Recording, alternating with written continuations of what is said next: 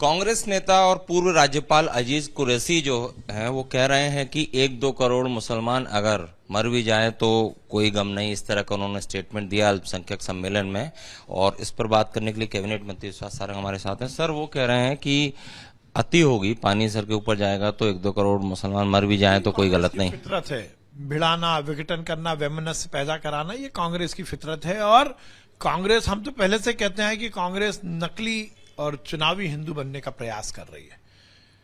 चुनाव के समय कोर्ट के ऊपर जनेऊ पहनना, त्रिकुंट लगाना, नर्मदा मैया की उल्टी आरती करना, महाकाल बाबा के दर में जाकर राजनीति करना, ये कांग्रेस की आदत है। हम तो पहले से कहते हैं, जो राम मंदिर का विरोध करती है, जो राम सेतु तोड़ने का षड्यंत्र करती है, उसके एक नेता कर्नाटक में हिंदू का विरोध करते हैं, मध्य प्रदेश में प्रो हिंदू हो जाते हैं, सॉफ्ट हिंदुइज्म की तरफ चले जाते हैं। दिग्विजय सिंह जैसे नेता भगवा आतंकवाद जैसी उपाधि से हिंदू धर्म को बदनाम करने की कोशिश करते हैं, और यही काम अजीज कुरैशी जी ने किया है। ये कांग्रेस की फितरत है। वो ये भी कह रहे हैं कि 9 साल से ऐसा वातावरण है देश और प्रदेश में कि जो मुस्लिम मौत के साए में जीने को मजबूर है। अब देखिए, ये केवल तुष्टीकरण की राजनीति को प्रश्रय देना, जाति को जाति से लड़ाना, धर्म को धर्म से लड़ाने की राजनीति, और ये कांग्रेस की फितरत है, कांग्रेसियों की फितरत है। गंगा मैया की जय, नर्मदा मैया की जय बोलने को वो शर्मनाक बता रहे हैं, बोले ऐसा बोलने वालों को डूब मरना चाहिए, मतलब कांग्रेस के नेताओं को टारगेट करके। इसका जवाब तो कांग्रेस को देना पड़ेगा। क्या अधिकृत बयान है कांग्रेस का? पर फिर ये बात सही है कि कांग्रेस के चाल, चरित्र और चेहरे में बहुत अंतर है। कहते कुछ हैं, करते कुछ हैं।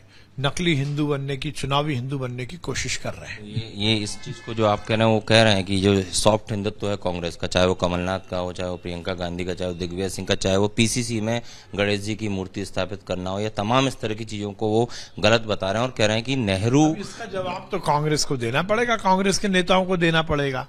पर मैं तो ये कहूंगा कि ये बात तो सही है कि कांग्रेस को हिंदू देवी देवता, हिंदू धर्म, हिंदू मतावलंबी केवल चुनाव के वक्त याद आते हैं। राहुल जी और प्रियंका जी नाटक नौटंकी करके अपने आप को हिंदू प्रदर्शित करने की कोशिश कर रहे हैं। उनके इस बयान से आप सहमत है क्या? उन्होंने कहा कि नेहरू गांधी की जो कांग्रेस थी, उस कांग्रेस से आज की कांग्रेस भटक गई है। इसका जवाब तो कांग्रेस को देना पड़ेगा, मैं कहां दे पाऊंगा। जो उन पर आरोप लग रहे हैं कि इस तरह के स्टेटमेंट से भड़काने की कोशिश कर रहे हैं, तो क्या कोई कार्रवाई होगी? पुलिस कार्रवाई कर सकती है? क्योंकि सीधे सीधे वो कह रहे हैं कि पानी सर से ऊपर गया तो मरने को भी तैयार हैं और अब और नहीं सहेगा मुसलमान। की राजनीति मध्य प्रदेश में ठीक नहीं है। पर फिर मैं ये कहूंगा कि ये बयान केवल अजीज कुरैशी जी का बयान नहीं है। इससे एक हफ्ते पहले दिग्विजय सिंह जी ने भी नूह जैसे दंगे मध्य प्रदेश में होंगे ये बोला था। इसका मतलब दिग्विजय सिंह, अजीज कुरैशी, कांग्रेस का डर्टी ट्रिक्स डिपार्टमेंट कहीं ना कहीं चुनाव में माहौल बिगाड़ना चाहता है।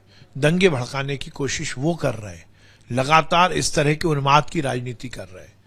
मुझे समझ में नहीं आ रहा है कि मध्य प्रदेश की राजनीति को या चुनाव को ये कहां ले जाना चाहते हैं। मेरा स्पष्ट आरोप है कि दिग्विजय सिंह का बयान और अजीज कुरैशी के बयान में कहीं ना कहीं कोरिलेशन है। हमने उनसे एक सवाल किया कि जो कहते हैं कि मुस्लिम वोट क्यों दें, क्योंकि ना उन्हें नौकरी दी जा रही, ना कुछ दी जा रही, तो मैंने पूछा कि 50 साल से तो कांग्रेस है, तो क्या कांग्रेस भी उपेक्षित कर रही है मुस्लिमों को? तो उसमें उन्होंने मना नहीं किया, डिनाई नहीं किया। देखिए, हम तो पहले से ही कहते आए ना कि कांग्रेस केवल तुष्टीकरण की राजनीति करती है। किसी वर्ग का कल्याण हो, उसका भला हो, ये उनका मंतव्य नहीं है। जब हिंदुओं को साथ लेकर फायदा होगा तो हिंदुओं की बात करने लगे, जब हिंदुओं का विरोध करना है तो हिंदुओं के विरोध करने लगे। ये तो उनकी रीति है, नीति है, उनकी फितरत है।